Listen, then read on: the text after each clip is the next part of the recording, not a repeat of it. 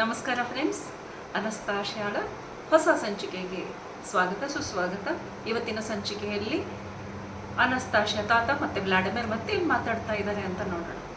ಹೋದ ಸಂಚಿಕೆಯಲ್ಲಿ ನಾವು ನೋಡಿದ್ದೆವು ಹೇಗೆ ರಹಸ್ಯಗಳ ಮೇಲೆ ರಹಸ್ಯಗಳು ತೆರೆದಿಡ್ತಾ ಇದ್ದಾರೆ ತಾತ. ಎಂತಹ ರಹಸ್ಯ ಅಂತಂದರೆ, ವ್ಲಾಡಿಮಿರ್ ನೀನು ಯಾರು ಅನ್ನೋದು ನಿನಗೆ ಗೊತ್ತಿಲ್ಲ ಅಂತಲೂ ಹೇಳಿಬಿಟ್ರು. ನಿನಗೆ 9ನೇ ಪುಸ್ತಕ ಬರೀತೀಯಲ್ವಾ, ಆವಾಗ ನಿನಗೆ ಗೊತ್ತಾಗತ್ತೆ ನೀನು ಯಾರು ಅಂತ. ಅಲ್ಲಿವರೆಗೆ ನೀನು ಏನು ತಿಳ್ಕೊಂಡಿದೀಯ ಅದನ್ನು ನಡೀಲಿಕ್ಕೆ ಬಿಟ್ಬಿಡು. ಹಾಗಾದರೆ ಇನ್ನು ಮುಂದೆ ಏನು ಮಾಡಬೇಕು, ನನ್ನ ಕರ್ತವ್ಯವೇನು ಅಂತ ತಿಳಿದಾಗ ನಿನಗೆ ಯಾವ ರಹಸ್ಯವನ್ನು ತಿಳ್ಕೊಂಡಿದೆಯೋ ಅದನ್ನೇ ಎಲ್ಲರ ಮುಂದೆ ಇಡು. ಇಲ್ಲಿ ತಿಳಿಯುವ ರಹಸ್ಯ ಯಾವುದು ನಮ್ಮ ಸ್ವಾರ್ಥಕ್ಕಾಗಿ ಇಲ್ಲ. ಹೀಗಾಗಿ ಸೆಡಾರ್ ವೃಕ್ಷದಿಂದ ಬರುವ ಬೀಜದ ಎಣ್ಣೆಯ ವಿಷಯವಾಗಿ ಮಾತಾಗಿತ್ತು. ವ್ಲಾಡಿಮಿರ್ಗೆ ಮೊದಲಿಗೆ ಕೋಪ ಬರುತ್ತೆ, ಇಂತಹ ರಹಸ್ಯ ನಾನು ಎಲ್ಲರಿಗೂ ಹೇಳಿಬಿಟ್ರೆ ನಾನು ದುಡ್ಡು ಸಂಪಾದಿಸುವುದು ಹೇಗೆ ಅಂತ. ಆದರೆ ತಾತ ಅವರಿಗೆ ಬಿಡಿಸಿ ಹೇಳಿದಾಗ ತಿಳಿದು ಬರುತ್ತೆ ಇದು ಎಲ್ಲರ ಮುಂದೆ ಇಡಲೇಬೇಕಾದ ರಹಸ್ಯ ಅಂತ. ಸೊ ಇನ್ನೂ ಡೀಟೇಲಾಗಿ ತಿಳಿಲಿಕ್ಕೆ ಹೋದ ಸಂಚಿಕೆಯಲ್ಲಿ ಏನೆಲ್ಲ ನಡೆಯಿತು ಅಂತ ಪ್ರೀವಿಯಸ್ ಎಪಿಸೋಡನ್ನು ಖಂಡಿತವಾಗ್ಲೂ ನೋಡಿ. ಸೊ ಇನ್ನು ಮುಂದೆ ಏನು ಮಾತು ನಡೀತಾ ಇದೆ ನೋಡೋಣ. ಎಣ್ಣೆಯ ವಿಷಯ ಬಂದಾಗ ತಾತ ಕೇಳ್ತಾರೆ, ವ್ಲಾಡಿಮಿರ್ ನಿನ್ಗೆ ನೆನಪಿದೆಯಾ ಅನಸ್ತಾಶ್ಯಾ ಈ ಎಣ್ಣೆಯನ್ನು ಹೇಗೆ ತೆಗಿಬೇಕು ಅನ್ನೋದನ್ನ ನಿನಗೆ ಹೇಳಿದಾನಲ್ವಾ, ನೆನಪಿದೆಯಾ ಅಂತ ಕೇಳ್ತಾರೆ. ಅವ್ರು ಹೇಳ್ತಾರೆ, ಹಾಂ ಖಂಡಿತ, ಅಂತಹ ಒಂದು ಕಷ್ಟಕರವಾದ ವಿಷಯ ಏನಲ್ಲ, ಎಲ್ಲರಿಗೂ ಗೊತ್ತು. ಇವಾಗ ಸಾಮಾನ್ಯವಾಗಿ ಕೆಲವೊಬ್ಬರಂತೂ ಮನೆಯಲ್ಲೇ ಎಣ್ಣೆ ತೆಗೆಯೋ ವಿಧಾನನೂ ತಿಳಿದುಕೊಂಡ್ಬಿಟ್ಟಿದ್ದಾರೆ. ತುಂಬ ಜನ ಇವಾಗ ತೆಂಗಿನಕಾಯಿಯಿಂದ ಮನೆಯಲ್ಲೇ ಎಣ್ಣೆ ಮಾಡ್ತಾ ಇದ್ದಾರೆ, ಕೊಬ್ಬರಿ ಎಣ್ಣೆಗಳು. ಆದರೆ ಎಣ್ಣೆ ಮಾಡುವ ವಿಧಾನ, ಯಾಕೆಂದರೆ ಸೆಡಾರ್ ವೃಕ್ಷದ ಎಣ್ಣೆ ಒಂದು ಚಮತ್ಕಾರಿ ಎಣ್ಣೆ, ಒಂದು ಔಷಧಿ ಗುಣ ಮತ್ತು ಅದರಲ್ಲಿ ಇರುವ ರಹಸ್ಯಮಯ ಗುಣ ಒಂದು ಏನಿದೆಯೋ ಅದು ಸರಿಯಾಗಿ ತಲುಪಬೇಕು ಅಂತಂದರೆ ಅದು ಸರಿಯಾದ ರೀತಿಯಲ್ಲಿ ಅದನ್ನು ತೆಗಿಬೇಕು. ಹಾಗಾದರೆ ಇದು ಸರಿಯಾದ ರೀತಿ ಯಾವುದು ಅಂತ ನೋಡೋಣ. ಇಲ್ಲಿ ವ್ಲಾಡಿಮಿರ್ ಅದನ್ನು ಬಿಚ್ಚಿಡ್ತಾ ಇದ್ದಾರೆ. ಮೊದಲಿಗೆ ಆ ಬೀಜವನ್ನು ಶೇಖರಣೆ ಮಾಡುವ ವಿಧಾನ ಇದೆ ನೋಡಿ. ಇದು ದೊಡ್ಡ ದೊಡ್ಡ ಮರದಲ್ಲಿ ಆಗುವ ಕಾಯಿಗಳಿಂದ ಕಾಯಿ ಬೆಳೆಸಿ ಅದರಲ್ಲಿಂದ ಬೀಜ ತೆಗಿಬೇಕು. ಸೊ ಹೇಗೆ ಮಾಡ್ತೀರಾ ನೀವು? ಇವಾಗ ಒಂದು ಮರದಿಂದ ಬೀಜ ತೆಗೆದು, ಕಾಯಿ ತೆಗೆದು, ಬೀಜ ತೆಗೆದು ನಾವು ಎಣ್ಣೆಗಾಗಿ ಉಪಯೋಗ ಮಾಡುವುದಾದರೆ, ಬಿಸ್ನೆಸ್ ವೈಸ್ ವಿಚಾರ ಮಾಡೋದಾದರೆ, ಬಿಸ್ನೆಸ್ ಏನು, ಸಾಮಾನ್ಯವಾಗಿ ಬೀಜ ಬೇಕು ಅಂತಂದರೆ, ಇಲ್ಲ ಹಣ್ಣುಗಳು ಬೇಕು ಅಂದರೆ ನಾವು ಏನು ಮಾಡ್ತೀವಿ ಅಲ್ವಾ, ಮರವನ್ನು ಅಲ್ಲಾಡಿಸಿ ಅದ್ರ ಮೇಲೆ ಹತ್ತಿ ಇಲ್ಲ ಕಲ್ಲೊಗೆದು ಏನಾದರೂ ಮಾಡಿ ಬೀಜಗಳನ್ನು ಹಣ್ಣುಗಳನ್ನು ಶೇಖರಣೆ ಮಾಡ್ತೀವಿ. ಇಲ್ಲಿ ಹಾಗೇನೆ ಸೆಡಾರ್ ವೃಕ್ಷದ ಕಾಯಿಗಳನ್ನು ಬೆಳೆಸಲಿಕ್ಕೆ ಸೆಡಾರ್ ವೃಕ್ಷಕ್ಕೆ ಒಂದು ದಪ್ಪ ಕಟ್ಟಿಗೆಯಿಂದ ಹೊಡಿತಾರೆ. ಅಂದರೆ ಅದನ್ನು ಅಲ್ಲಾಡಿಸ್ಲಿಕ್ಕೆ ಆಗಲ್ವಲ್ಲ, ದಪ್ಪ ಕಾಂಡ ಇರುತ್ತೆ ಅದರದ್ದು. ಸೊ ಅದನ್ನು ಜೋರಾಗಿ ಹೊಡೆದ್ರೆ ಆಗ ಒಂದು ಕೋಲಿಂದ ಹೊಡೆಯೋದಾಗಲಿ ಅದರ ಮರಕ್ಕೆ ಬುಡಕ್ಕೆ ಹೊಡೆಯೋದಾಗಲಿ ಮಾಡಿದರೆ ಕಾಯಿಗಳು ಉದುರುತ್ತೆ. ಆ ಉದುರಿದ ಕಾಯಿಗಳನ್ನು ಆರಿಸ್ಕೊಂಡು ಬೀಜ ತೆಗೆದು ಎಣ್ಣೆ ತೆಗೆಯೋದು ಸಹಜವಾದ ಸಾಮಾನ್ಯವಾದ ಒಂದು ಪ್ರಕ್ರಿಯೆ. ಆದರೆ ವ್ಲಾಡಿಮಿರ್ ಹೇಳ್ತಾ ಇದ್ದಾರೆ, ಇಲ್ಲ, ಅನಸ್ತಾಶ್ಯಾ ಹೇಳಿದ್ದಾಳೆ, ತುಂಬ ಪ್ರೀತಿಯಿಂದ ಈ ಕಾಯಿಗಳನ್ನು ಶೇಖರಣೆ ಮಾಡಬೇಕು, ಮರಕ್ಕೆ ಹೊಡೆದು ಕಾಯಿ ಬೆಳೆಸಬಾರ್ದು. ತಾನಾಗಿ ಮರ ಕೊಟ್ಟಿರುತ್ತಲ್ವ, ಕೆಳಗೆ ಬಿದ್ದಿರುತ್ತಲ್ಲ, ಅಂತಹ ಕಾಯಿಗಳನ್ನು ಒಳ್ಳೆಯ ಮನಸ್ಸಿನಿಂದ ಪ್ರೀತಿಯಿಂದ, ಯಾರಲ್ಲಿ ಪ್ರೀತಿ ತುಂಬಿದೆಯೋ, ಯಾರು ತುಂಬ ಒಳ್ಳೆ ಪವಿತ್ರ ವಿಚಾರದವರಾಗಿದ್ದಾರೋ ಅವರ ಮಾತ್ರನೇ ಇದನ್ನು ಆರಿಸ್ಕೊಂಡು ಬರಬೇಕು. ಹೀಗಾಗಿ ಈ ಕೆಲಸಕ್ಕೆ ಹೆಚ್ಚಾಗಿ ಮಕ್ಕಳನ್ನು ಬಳಸುವುದು ಒಳ್ಳೆಯದು. ಅವರಿಗೆ ಮಾತ್ರ ಅಂತಹ ಪವಿತ್ರ ಭಾವನೆ ಮತ್ತು ವಿಚಾರಗಳು ಇರುತ್ತೆ. ಒಳ್ಳೆ ಖುಷಿಯಿಂದ ನೋಡಿ ಅವ್ರ ಮಕ್ಕಳು ಆರಿಸ್ತಾರೆ. ಕಲ್ಪನೆ ಮಾಡ್ತಾ ಹೋಗಿ ನನ್ನ ಕತೆ ಹೇಳ್ತಾ ಇದ್ರೆ ಅಲ್ವಾ. ಸೊ ಇಲ್ಲಿ ಹೇಳ್ತಾ ಇದ್ದಾರೆ, ಆದಷ್ಟು ಈ ಕೆಲಸಕ್ಕೆ ಮಕ್ಕಳನ್ನು ಬಳಸಿದರೆ ಒಳ್ಳೆಯದು. ಯಾಕೆಂದರೆ ನಾವು ದುರಾಸೆಗೆ ಬಿದ್ದು ದೊಡ್ಡವ್ರು ಏನು ಮಾಡ್ತೀವಿ, ಕೈಗೆಟಕ್ತಾ ಇದೆ ಅಂತ ಕಿತ್ಕೊಳ್ಳೋದಾಗಲಿ, ಮರದಿಂದ ಯಾವುದನ್ನು ಕಿತ್ಕೊಳ್ಬಾರ್ದು. ಮರ ತಾನಾಗಿ ಕೊಟ್ಟಿರುವ ಫಲವನ್ನೇ ನಾವು ಸ್ವೀಕರಿಸಬೇಕು. ಮರ ತಾನಾಗಿ ಉದುರಿಸಿದ ಹಣ್ಣುಗಳನ್ನು, ಹೂವುಗಳನ್ನು ನಾವು ಬಳಸಬೇಕು. ನಾವೇನು ಮಾಡ್ತೀವಿ, ಪಕ್ವವಾಗಿದೆ ಅಲ್ವಾ, ಬಿದ್ದು ಹೋಗ್ಬಿಟ್ರೆ ಹಾಳಾಗ್ಬಿಡುತ್ತೆ, ಅದರಲ್ಲಿ ನಾನೇನು ಕೆಟ್ಟದ್ದು ಮಾಡ್ತಾ ಇಲ್ಲ, ನಾನೇನು ತಪ್ಪು ಮಾಡ್ತಾ ಇಲ್ಲ ಅಂತ ಹಣ್ಣಾಗಿರಲಿ ಕಾಯಿ ಆಗಿರಲಿ ನಮ್ಮ ಇಷ್ಟಕ್ಕೆ ತಕ್ಕಂತೆ ನಾವು ಅದನ್ನು ಕೇಳ್ತಾ ಇದ್ದೀವಿ. ಅಲ್ಲಿ ನಮ್ಮ ಸ್ವಾರ್ಥ ಅಡಗಿರುತ್ತೆ ಮಾಸ್ಟರ್ಸ್. ಸೊ ಇಲ್ಲಿ ಹಾಗೆ ಹೇಳ್ತಾ ಇದ್ದಾರೆ. ಹಾಗೆಯೇ ಅನಸ್ತಾಶ್ಯಾ ಇನ್ನೂ ಹೇಳಿದ್ಲಂತೆ, ಈ ಮಕ್ಕಳು ಎಲ್ಲ ಇದನ್ನು ಸೇರಿಸಿದ ಮೇಲೆ ಅವರ ಕೋಮಲ ವಿಚಾರಗಳು, ಪವಿತ್ರ ವಿಚಾರಗಳಿಂದ ಆ ಬೀಜಗಳನ್ನು ಅಂದರೆ ಆ ಕಾಯಿಗಳನ್ನು ಕೈಯಲ್ಲಿ ಎತ್ತಿಕೊಂಡಾಗ ಅವರ ವೈಬ್ರೇಷನ್ ಆ ಬೀಜಕ್ಕೆ ಹೋಗುತ್ತೆ. ಎಂಥ ವಿಚಾರ ಅಲ್ವೇನ್ರಿ? ಈ ಥರ ಯೋಚನೆ ಮಾಡಿ ನಾವು ಎಲ್ಲ ಕೆಲಸ ಮಾಡ್ಲಿಕ್ಕೆ ಶುರು ಮಾಡಿಬಿಟ್ರೆ ಇನ್ನು ನಮ್ಮ ಶಕ್ತಿಯ ಬಗ್ಗೆ ನಮಗೆ ಅರಿವು ಮೂಡ್ಲಿಕ್ಕೆ ಶುರು ಆಗುತ್ತೆ. ಇಲ್ಲಿ ಹೊಸದಾಗಿ ನಮ್ಮಲ್ಲಿ ಶಕ್ತಿ ತುಂಬಿಸುವ ಕೆಲಸ ನಡೀತಾ ಇಲ್ಲ, ನಮ್ಮಲ್ಲಿರುವ ಶಕ್ತಿಯನ್ನೇ ನಮಗೆ ಪರಿಚಯಿಸ್ತಾ ಇದ್ದಾಳೆ ಅನಸ್ತಾಶ್ಯಾ. ಹೀಗೆ ಆರಿಸಿಕೊಂಡ ಈ ಬೀಜಗಳನ್ನು ಯಾವಾಗ ಯೂಸ್ ಮಾಡಬೇಕು ಅಂದರೆ 3 ತಿಂಗಳ ಒಳಗೆ ಅದನ್ನು ಬಳಸಬೇಕು. ಶೇಖರಣೆ ಮಾಡಿ ಗೋಡೌನಲ್ಲಿ ಮೂಟೆ ಮೂಟೆ ತುಂಬಿಸಿಟ್ಕೊಂಡಲ್ಲ, ತಗೊಂಡು ಬಂದು 3 ತಿಂಗಳಲ್ಲೇ ಅದರ ಬೀಜವನ್ನು ಉಪಯೋಗಿಸಿ ಎಣ್ಣೆಯನ್ನು ತೆಗೆಯೋ ಕೆಲಸ ಆಗಬೇಕು. ಸೊ ಈಗ ಈ ಬೀಜ ತೆಗೆಯೋ ಕೆಲಸ, ಈ ಬೀಜವನ್ನು ತೆಗೆಯುವಾಗ ಅಗೇನ್ ಎಷ್ಟೊಂದು ಕಾಯಿಗಳು, ಏನು ಮಾಡ್ತೀವಿ ಅವಾಗ, ಸುಲಭವಾದ ಒಂದು ಮಿಷಿನ್ ಬಂದಿದೆ, ಅದರಲ್ಲಿ ಹಾಕಿದ್ರೆ ಸಾಕು, ಕಳ್ಳೆಕಾಯಿ ಬೀಜ ಹಿಂಗೆ ಟಂಗ್ ಅಂತ ಬಂದ್ಬಿಡುತ್ತೆ, ತೆಂಗಿನಕಾಯಿ ತನ್ನಷ್ಟೇ ಹೊಡೆದು ಅದು ಸಿಪ್ಪೆ ತೆಗೆದು ಎಲ್ಲ ಮಾಡಿ ಕೊಬ್ಬರಿ ಬಂದ್ಬಿಡುತ್ತೆ ಅಂತ ಮಿಷಿನ್ಗಳೇನೋ ಬಂದ್ಬಿಡ್ತಾ ಇವೆ. ಮೆಟಲ್ ಟಚ್ ಆಗಕೂಡದು, ನೋ ಮೆಟಲ್ ಟಚ್. ಕೈಯಿಂದಾನೇ ಬಿಡಿಸ್ಬೇಕು. ಬೀಜಗಳನ್ನು ಕೈಯಿಂದ ಬಿಡಿಸಿ ಆ ಬೀಜಗಳ ಶೇಖರಣೆ ಮಾಡಿಡುವುದು, ಅದು ಸಹ ಯಾವುದೇ ಮೆಟಲನ್ನು, ಯಾಕೆ ಅಂತನೂ ಇಲ್ಲಿ ಕಾರಣ ಕರೆಕ್ಟಾಗಿ ಹೇಳ್ತಾ ಇದ್ದಾಳೆ ಅನಸ್ತಾಶಿ. ಸೊ ಯಾವುದೇ ಮೆಟಲ್, ಯಾವುದೇ ಧಾತು ಅದಕ್ಕೆ ಟಚ್ ಮಾಡದೆ, ಹಾಗೆ ಅದನ್ನು ಅಂದರೆ ಮಣ್ಣಿನ ಮಡಿಕೆಗಳು, ಸೆರಾಮಿಕ್ ಪಾಟ್ಸು, ಆ ಥರದ ಪಾತ್ರೆಗಳಲ್ಲಿ ಎಣ್ಣೆ ಶೇಖರಣೆ ಆಗಬೇಕು. ಈ ಎಣ್ಣೆಯನ್ನು ನಿಧಾನವಾಗಿ ವುಡ್ ಪ್ರೆಸ್, ಮಷಿನ್ ಟಚ್ ಆಗಬಾರ್ದು ಅಂದರೆ ಇನ್ನು ಉಳಿತೇನೋ, ವುಡ್ ಪ್ರೆಸ್ಸೇ ಉಳಿತಲ್ವ. ಸೊ ವುಡ್ ಪ್ರೆಸ್ ಮಾಡಿ ನಿಧಾನವಾಗಿ ಆ ಎಣ್ಣೆಯನ್ನು ತೆಗೆದಾಗ ಇದನ್ನು ಮತ್ತೆ ಸೇರಿಸಿ ಇಡ್ಲಿಕ್ಕೂ ಸಹ ಅವ್ರು ಹೇಳ್ತಾರೆ ಕಟ್ಟಿಗೆಯ ಪಾತ್ರೆಗಳನ್ನು ಬರುತ್ತೆ. ಕಟ್ಟಿಗೆಯಿಂದ ತಯಾರಾದ ಪಾತ್ರೆಗಳು, ಮಣ್ಣಿಂದ ತಯಾರಾದ ಪಾತ್ರೆಗಳಲ್ಲೇ ಈ ಎಣ್ಣೆಯನ್ನು ಇಡಬೇಕು. ಈಗ ಈ ಎಣ್ಣೆಯನ್ನು ಏನು ಮಾಡಬೇಕು, ಬರೀ ಔಷಧಿಗೆ ಮಾತ್ರ ಅಲ್ಲ, ಡೈಲಿ ಯೂಸಿಗೂ ನಾವು ಇದನ್ನು ಬಳಸಬಹುದು, ಅಡುಗೆಗೂ ಬಳಸಬಹುದು, ಹಾಗೇನೆ ಚಮಚೆಯಿಂದ ತಿನ್ನಲೂಬಹುದು. ಸೊ ಇದರ ಸೇವನೆ ಯಾವಾಗ ಆಗಬೇಕು ಅದನ್ನು ಹೇಳಿದ್ದಾಳೆ ಅನಸ್ತಾಶಿಯಾ. ಇದು ಹೆಚ್ಚಾಗಿ ಬೆಳಗಿನ ಸಮಯದಲ್ಲಿ, ಅಂದರೆ ಬೆಳಕಿರುವಾಗ ತಗೊಂಡ್ರೆ ಒಳ್ಳೆಯದು. ಮಾರ್ನಿಂಗ್ ಬೆಳಗಿನ ಸಮಯದಲ್ಲಿ ತಗೊಂಡ್ರೆ ಇನ್ನೂ ಒಳ್ಳೆಯದು. ಇಲ್ಲ ನಾನು ಮಧ್ಯಾಹ್ನದವರೆಗೆ ತಗೊಳ್ತೀನಿ ಅಂದರೆ ಮತ್ತೆ ಪರವಾಗಿಲ್ಲ. ಆದರೆ ರಾತ್ರಿ ಸಮಯದಲ್ಲಿ ತಗೊಳ್ಬಾರ್ದಂತೆ, ರಾತ್ರಿ ಬೇಡ. ಡೆಫಿನೆಟ್ಲಿ ಡೇ ಲೈಟ್ ಅಂತ ಹೇಳ್ತಾಳೆ, ಯಾವಾಗ ಸೂರ್ಯನ ಬೆಳಕಿರುತ್ತೋ ಆ ಸಮಯದಲ್ಲಿ ಇದರ ಸೇವನೆ ಆಗಬೇಕು. ಆವಾಗಲೇ ಅದೇ ಮೇನ್ ಇಂಪಾರ್ಟೆಂಟ್ ಅಂತ ಹೇಳ್ತಾಳೆ. ತುಂಬ ಇಂಪಾರ್ಟೆಂಟ್ ಇದು ತಿಂದಾದ್ಮೇಲೆ ನಮ್ಮ ಶರೀರದಲ್ಲಿ ಯಾವ ಪ್ರಕ್ರಿಯೆ ನಡೆಯುತ್ತೋ ಅದು ಸೂರ್ಯನ ರಶ್ಮಿಗೆ ಅದಕ್ಕೆ ಸಂಬಂಧಪಟ್ಟಿದೆ. ಅದು ತುಂಬ ಡೀಟೇಲ್ ಆಗಿ ಬೇಕು ಅಂತಂದರೆ ನಾವು ಸೈಂಟಿಫಿಕ್ ಆಗಿ ರಿಸರ್ಚ್ ಮಾಡಿರುವ ಪೇಪರ್ಸ್ ಇದೆ, ಅದರಲ್ಲಿ ತಿಳ್ಕೊಂಡ್ರೆ ಇದು ನಮ್ಮ ಶರೀರದಲ್ಲಿ ಹೋಗಿ ಯಾವ ಥರ ಕೆಲಸ ಮಾಡುತ್ತೆ ಅನ್ನೋದು ತಿಳಿಬೋದು. ಹೀಗೆ ನಾವು ಬರೀ ವಿಷಯಕ್ಕೆ ಬರೋಣ. ಓಕೆ, ನಮಗೆ ಬೇಕಾಗಿರುವ ವಿಷಯ ಇಷ್ಟೇ. ಇದನ್ನು ಹೀಗೆ ಸೇವನೆ ಮಾಡಬೇಕು ಅಂತ ತಿಳಿದಾಯಿತು. ಈಗ ಮುಂದೆ ಹೇಳ್ತಾ ಇದ್ದಾಳೆ, ವ್ಲಾಡಿಮಿರ್ ಹೇಳ್ತಾರೆ, ಹಾಗಿದ್ರೆ ಈ ಎಣ್ಣೆ ಎಷ್ಟು ನೋಡಿ, ಎಲ್ಲ ಹ್ಯಾಂಡ್ಮೇಡ್ ಅಂದ ತಕ್ಷಣ ಎಕ್ಸ್ಪೆನ್ಸಿವ್ ಅಲ್ವಾ, ತುಂಬ ಕಡಿಮೆನೇ ಸಿಕ್ಕುತ್ತೆ. ಮಷಿನ್ ಯೂಸ್ ಮಾಡಿದರೆ ಹೆಚ್ಚು ಪ್ರಮಾಣದಲ್ಲಿ ಈ ಎಣ್ಣೆಗಳು ಸಿಗುತ್ತೆ, ಇದರ ಉತ್ಪತ್ತಿ ಹೆಚ್ಚಿನ ಪ್ರಮಾಣದಲ್ಲಾಗುತ್ತೆ. ಈಗ ಇದು ಕಡಿಮೆ ಪ್ರಮಾಣದಲ್ಲಿರೋದ್ರಿಂದ ಇದರ ಬೇಡಿಕೆ ಇನ್ನೂ ಹೆಚ್ಚಾಗುತ್ತೆ. ಆ್ಯಂಡ್ ಖಂಡಿತವಾಗ್ಲೂ ಇದು ಮಾರ್ಕೆಟಲ್ಲಿ ಆಲ್ರೆಡಿ ಹೀಗೇನೆ ಇದೆ. ಅದರ ರೇಟು ಬರೆದಿದ್ದಾರೆ. ಅಷ್ಟು ಒಂದು 250 ml 100 mlಗೆ 30,000 pounds ಅಂತ. ಸೊ ಹಾಗೆ 30,000 pounds ಜಸ್ಟ್ ಒಂದು 200 mlಗೆ. ಈಗ ಈ ಎಣ್ಣೆ ಇಷ್ಟೆಲ್ಲ ವ್ಲಾಡಿಮಿರ್ಗೆ ನೋಡಿ ಎಷ್ಟಿದ್ರು ಬಿಸ್ನೆಸ್ ಮ್ಯಾನ್ ಅಲ್ವಾ. ಇಷ್ಟು ಬೆಲೆ ಬಾಳುವ ಎಣ್ಣೆ ಅಂದರೆ ಈ ಎಣ್ಣೆ ಕೊಡುವಾಗ ನಾವು ಬಿಲ್ ಮಾಡಬೇಕಪ್ಪ, ಹೀಗೆ ಕೊಡಬಾರ್ದು, ಸೇಲ್ ಮಾಡಿದರೆ ಇದಕ್ಕೆ ಕಾಂಟ್ರಾಫಿಟ್ ಕೊಡಬೇಕು ಅಂತ ಹೇಳ್ತಾನೆ. ಅವಾಗ ತಾತ ಹೇಳ್ತಾರೆ, ಅಯ್ಯೋ ವ್ಲಾಡಿಮಿರ್, ನಿಮ್ಗೆ ಯಾವಾಗಲೂ ಬಿಸ್ನೆಸ್ ಯೋಚನೆನೇನಾ? ಸರಿ, ಮತ್ತೆ ವ್ಯಾಪಾರ ಆಗದಿದ್ರೆ ನಮಗೆ ದುಡ್ಡು ಹೇಗೆ ಬರುತ್ತೆ? ನಮಗೆ ಬೇರೆ ಕೆಲಸಕ್ಕೆ ದುಡ್ಡು ಬೇಕಲ್ಲ.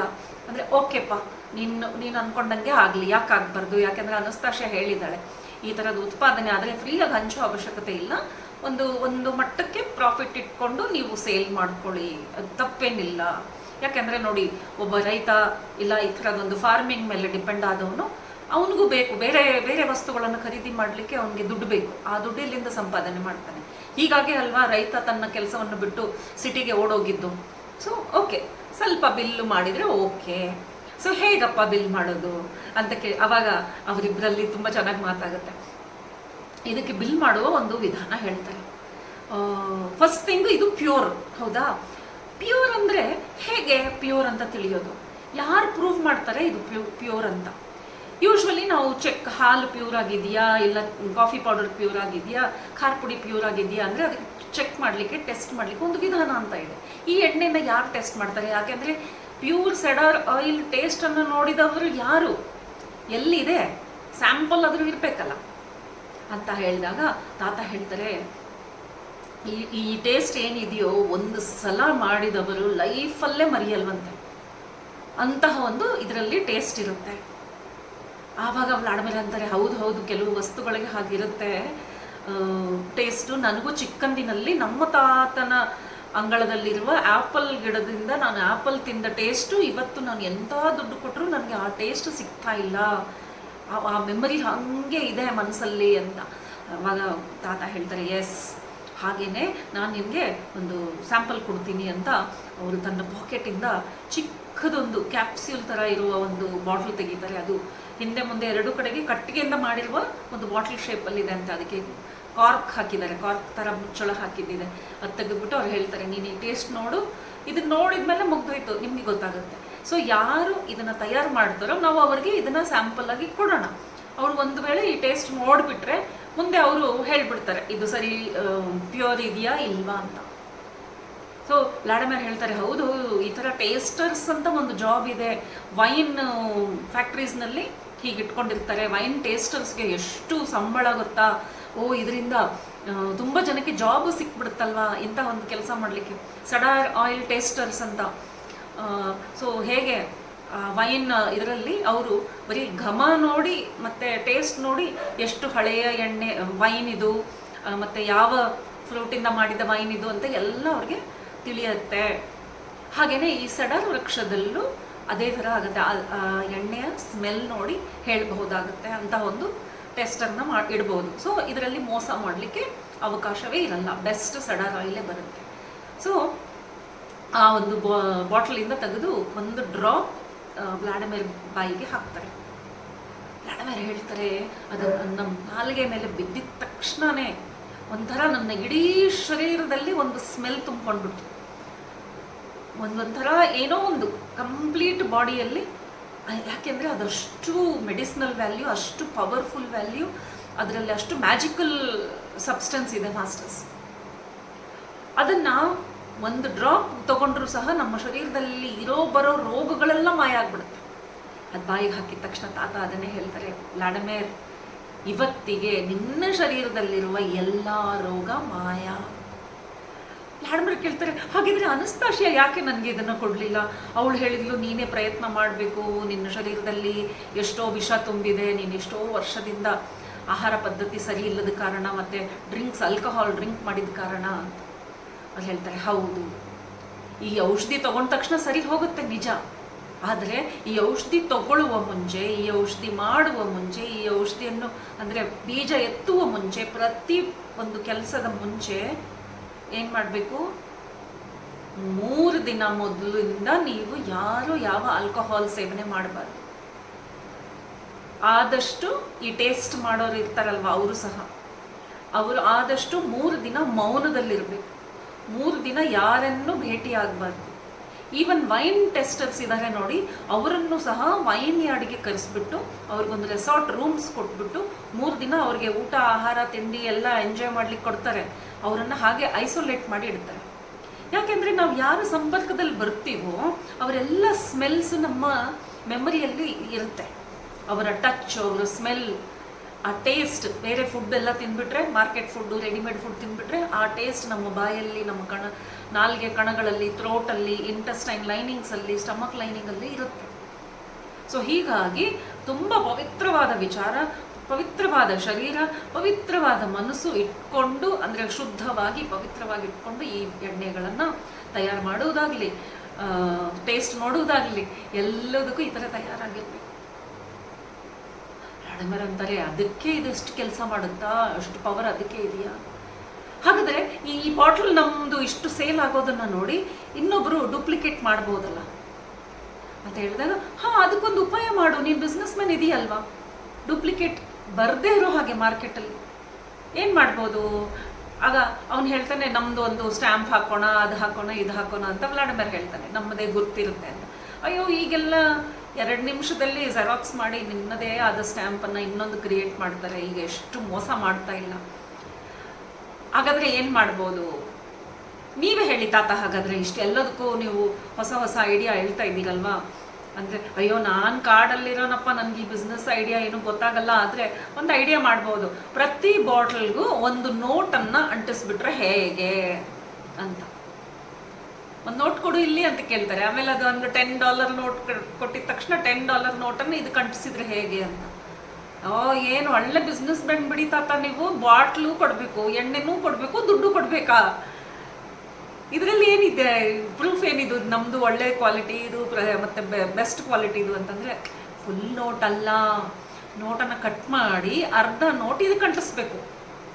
ಇನ್ನು ಬಾಕಿ ಅರ್ಧ ಯಾವುದಿದೆಯೋ ಉಳಿದಿದ್ದ ಅರ್ಧವನ್ನು ನಾವು ಒಂದು ಕಡೆಗೆ ರೆಕಾರ್ಡ್ ಇಟ್ಕೊಳ್ಬೇಕು. ಹೇಗೆ ನೀವು ರಿಸಿಟ್ ಬರೆದಾಗ, ಬಿಲ್ ರಿಸಿಟ್ ಕೊಟ್ಟಾಗ ಒಂದು ಕಾಪಿ ಅವ್ರಿಗೆ ಕೊಡ್ತೀರಾ, ಒಂದು ಕಾಪಿ ನೀವು ಇಟ್ಕೊಳ್ತೀರಲ್ವಾ?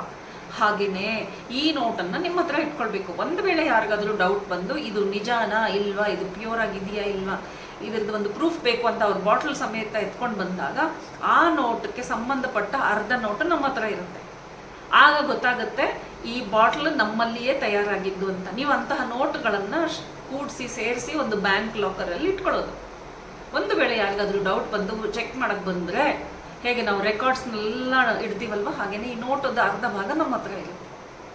ಸೊ ನಮ್ಮ ಒಂದು ಅಥೆಂಟಿಸಿಟಿ ಮೇಂಟೈನ್ ಮಾಡಲಿಕ್ಕೆ ಇಷ್ಟು ನಾವು ಅದಕ್ಕೆ ಇನ್ವೆಸ್ಟ್ ಮಾಡಲೇಬೇಕಾಗತ್ತೆ. ಇದೆಲ್ಲ ಕೇಳಿದಾಗ ಏನು ತಾತ ಸೂಪರ್ ಐಡಿಯಾ, ನೀವೇನು ಕಾಡಲ್ಲಿ ಇದ್ದಾರೆ ಅಂತೀರಾ, ಎಂಥ ಒಳ್ಳೆ ಐಡಿಯಾ ಕೊಟ್ಬಿಟ್ರಿ, ಇಂಥ ಐಡಿಯಾ ಯಾರಿಗೂ ಒಳದೇ ಇರಲ್ಲ, ನೀವು ಬಿಸ್ನೆಸ್ ಮೇನೇ ಆಗ್ಬಿಟ್ರಲ್ಲ, ಇನ್ಮೇಲೆ ನಿಮ್ಮನ್ನೇ ಸೇರಿಸ್ಕೊಂಡ್ಬಿಟ್ಟು ನಾನು ಬಿಸ್ನೆಸ್ ಮಾಡ್ತೀನಿ ಅಂತ ಎಲ್ಲ ಹೇಳಲಿಕ್ಕೆ ಶುರು ಮಾಡ್ತಾರೆ. ಆಗ ವ್ಲಾಡಿಮಿರ್ಗೆ ಹೇಳ್ತಾರೆ, ತಾತ ನೋಡು, ಇದು ಅನಸ್ತಾಶಿಯ ಪ್ರೀತಿ ಉಕ್ಕಿ ಹರಿದು ಬಂದಿರುವ ವಿಚಾರ. ಈ ಕೆಲಸ ಮಾಡ್ಲಿಕ್ಕೆ ನಾವು ಮುಂದಾಗ್ಬಿಟ್ರೆ ಎಲ್ಲವೂ ಪ್ರೇಮದಿಂದ ತುಂಬಿರುತ್ತೆ. ಇಲ್ಲಿ ಮೋಸ ಅನ್ನೋದು ನಡೆಯೋದೇ ಇಲ್ಲ. ಅದಕ್ಕೆ ಬೇಕಾಗಿರೋ ಉಪಾಯಗಳನ್ನು ಸಿಗ್ಲಿಕ್ಕೆ ಶುರುವಾಗುತ್ತೆ. ಸೊ ನಾವು ಆದಷ್ಟು ಬೇಗ ಈ ಕೆಲಸವನ್ನು ಶುರು ಮಾಡಬೇಕು. ವ್ಲಾಡಿಮಿರ್ ತಾತನಿಗೆ ಮತ್ತೆ ಕೇಳ್ತಾರೆ, ತಾತ ಇದು ನೀವು ಸೆಡಾರ್ ವೃಕ್ಷ ಬಾಯಲ್ಲಿ ಹಾಕಿದಾಗ ಇದು ಒರಿಜಿನಲ್ಲ, ಇದು ಕೆಲಸ ಮಾಡ್ತಾ ಇದೆಯಾ ಇಲ್ಲ ಅಂತ ನಮಗೆ ಹೇಗೆ ಗೊತ್ತಾಗುತ್ತೆ ಅಂತ ಕೇಳಿದಾಗ, ನೀನೇ ನೆನಪಿಸ್ಕೋ, ಅನಸ್ತಾಶಾ ನಿನಗೆ ಹೇಳಿರ್ಬೇಕಲ್ಲ ಈ ವಿಷಯವಾಗಿ. ಅಂದರೆ ಹೌದು, ಅವಳು ಹೇಳಿದ್ಲು, ಯಾವಾಗಲೂ ಎನರ್ಜಿ ತಗೊಂಡಾಗ ನಿಮಗೆ ಎನರ್ಜಿ ರಿಸೀವ್ ಆಗಿದೆಯಾ ಇಲ್ಲ ಅಂದರೆ ನಿಮ್ಮ ಪಾದದಲ್ಲಿ ಬೆವರು ಬಂದ್ಬಿಡುತ್ತೆ. ಆವಾಗ ನೀವು ಎನರ್ಜಿ ರಿಸೀವ್ ಮಾಡಿದ ಹಾಗೆ ಅದಕ್ಕೆ ಸೂಚನೆ ಅಂತೆ. ಪಾದ you should perspire by your feet ಅಂತ. ಆಗ ತಾತಗೆ ಹೇಳ್ತಾರೆ, ತಾತ ಮತ್ತೆ ನೀವು ನನ್ನ ಬಾಯಿಗೆ ಹಾಕಿದರೆ ನನ್ನ ಪಾದದವರೆಗೆ ಅದು ಬೆವರು ಬರಲೇ ಇಲ್ಲಲ್ಲ ಅಂತಂದರೆ, ಸ್ವಲ್ಪ ಅನುಭವ ಮಾಡ್ಕೊ ನೀನು, ನಿನ್ನ ಶರೀರ ಒಳಗೆ ಅದು ಪ್ರವೇಶ ಮಾಡಿದ್ದು ಅಂತ.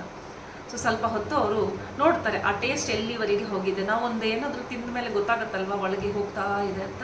ಸೊ ಅವರಿಗೆ ನರನಾಡಿಗಳಲ್ಲೆಲ್ಲ ಆ ಟೇಸ್ಟ್ ಆಲ್ರೆಡಿ ಗೊತ್ತಾಗ್ತಾ ಇದೆ. ಆ್ಯಸ್ ಇಫ್ ಬಾಯಿ ಮಾತ್ರ ಅಲ್ಲ, ನನ್ನ ಶರೀರನೂ ಆ ಟೇಸ್ಟನ್ನು ಆಕ್ಸೆಪ್ಟ್ ಮಾಡ್ತಾ ಇದೆ, ರಿಸೀವ್ ಮಾಡ್ತಾ ಇದೆ, ಮೆಮರಿ ಮಾಡ್ಕೊಳ್ತಾ ಇದೆ ಅಂತ. ಹೀಗೆ ಮಾತಾಡ್ತಾನೆ, ಹೌದು ತಾತ ನನಗೆಲ್ಲ ಮೈಯೆಲ್ಲ ಬಿಸಿ ಇರ್ದಂಗೆ ಆಗ್ತಾ ಇದೆ. ಈಗ ನೋಡ್ಕೊಳ್ತಾರೆ, ಅವ್ರ ಪಾದದಲ್ಲಿ ಅವ್ರಿಗೆ ಬೆವತ್ ಹಾಗೆ ಅನುಭವ ಬರುತ್ತೆ. ಫುಲ್ ಬಾಡಿ ಒಂದು ಫ್ರೆಶ್ನೆಸ್, ಅಂದರೆ ಹೊಸದಾಗಿ ಹೂ ಅರಳಿದಂತೆ ನನ್ನ ಶರೀರ ಅರಳಿತು ಅಂತ ಹೇಳ್ತಾ ಇದ್ದಾರೆ ವ್ಲಾಡಿಮಿರ್. ಅಂತಹ ಒಂದು ಭಾವನೆ ಬಂತು ನನಗೆ, ಅಂತಹ ಒಂದು ಅನುಭವ ಆಯಿತು. ಸೊ ಈ ರೀತಿಯಾಗಿ ಈ ಎಣ್ಣೆ ಒಂದು ಅಥೆಂಟಿಸಿಟಿ, ಒಂದು ಪವಿತ್ರತೆ ಇಲ್ಲ, ಇದರ ಒಂದು ಶಕ್ತಿಯನ್ನು ನಾವು ಅಳಿಯಬಹುದು ಅಂತ ವ್ಲಾಡಿಮಿರ್ ಇಲ್ಲಿ ನಮಗೆಲ್ಲ ತಿಳಿಸ್ತಾ ಇದ್ದಾರೆ.